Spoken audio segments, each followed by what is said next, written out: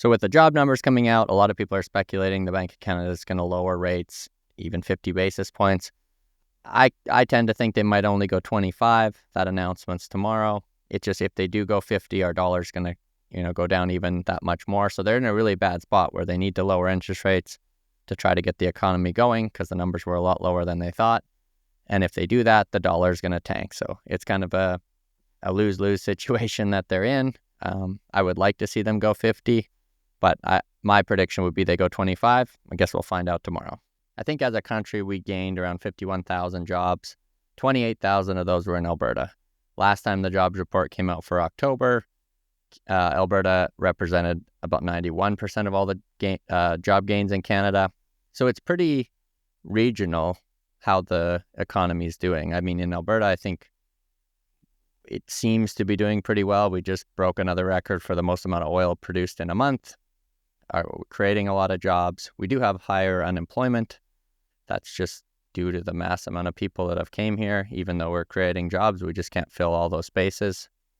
And I think it's important how it ties into real estate, where it gets, people always use real estate as kind of a blanket term. So it's like Canadian real estate is this, or even provincial, real estate's really hot in Alberta.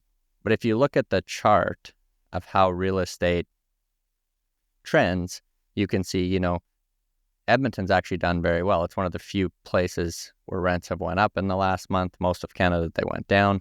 Calgary is one of the cities that went down. But a couple months ago, it was kind of the opposite, where Calgary was gaining very rapidly. Edmonton wasn't keeping up. I think we have a lot of catch up to do, and that's why our rents are still going up. I've heard home builders talk. They think housing prices in Edmonton will continue to go up throughout the next year, because now a lot of people that move to Calgary for affordability are going to start migrating to Edmonton because it's now unaffordable in Calgary. So that's kind of the irony of the situation. People move to a city for affordability. You move to Calgary, and then so many people move there, housing can't keep up, and rents start to go up until it almost becomes unaffordable. And then they have to migrate somewhere else if you're moving just for affordability. So Edmonton's still about $300 below Calgary rents. And I think in a lot of places that number's a lot higher. That's just an average. You can look at a city like Saskatoon, who's still $200 below Edmonton, and they're one of the fastest growing rent cities in Canada right now. But again, that's because they were so low for so long, and now they have all this room to catch up. I think there is just kind of a peak to where rents can go. Like once rents get to that 2,000, it does start to become unaffordable.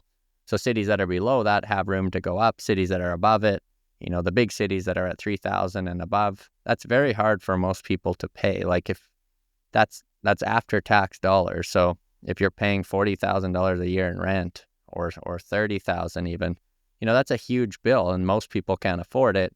And when rents do get that high, you do start looking at other places, because if you could pay $1,500 rent somewhere else, how much is that worth, depending on your job, but how much is it worth to live in a city and pay that much more in rent, which, that comes out after tax. That's a huge expense. If you could live somewhere else and save an extra $20,000 a year, that starts to become pretty appealing to people. That's why Alberta's seen this big net migration from other provinces. It's coming here. We still have big enough cities that it doesn't feel like you're moving, to the prairies or to some of these smaller cities. You get the big city feel, and, some people might complain about the weather compared to Vancouver or those things. But when you're talking about saving $20,000 or $30,000 a year, a lot of that becomes a lot more appealing to people. They move into a city, and then the rents start going up. So that's why it's very important. You have to try to build to meet those demands. And in Canada, that's very hard to do. We have a long build cycle and lots of red tape, and it's very expensive to build. Interest rates didn't help the situation. In some of the big cities, like in Toronto, I think they said pre-construction is down something like 75%. So numbers like that you really won't see for about 3 years, right? When those projects, because now the projects that are coming online are able to meet demand because they were started 3 years ago. But when we get down the road to the projects that are supposed to start today, there's going to be a huge shortage of housing in some of these cities because we've stopped building today because interest rates are too high, people aren't buying. And in 3 years, when those projects should come online, even if interest rates are low, it takes too long to build to catch up. So then that causes rents and everything to go up again. The other thing, when the unemployment numbers come out, that doesn't get shown is unemployment numbers is the number of people unemployed that are looking for work. But anybody who hasn't looked for work in a certain amount of time gets taken out. So one reason Alberta has a high unemployment rate, but their workforce participation rate is highest in Canada. I think it's 69%. So that makes a big difference too. Or there's more people that are in the workforce than in other provinces. Even if we have a slightly higher unemployment rate, that just means that's the amount of people that are actively looking for work. We have a lot younger population than the rest of Canada, so that helps. So it does make a difference. It's not just unemployment rate that I would look at or that I think is important.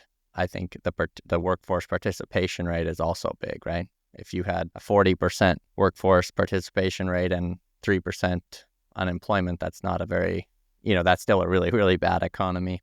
Whereas here we have about 70% and 7%.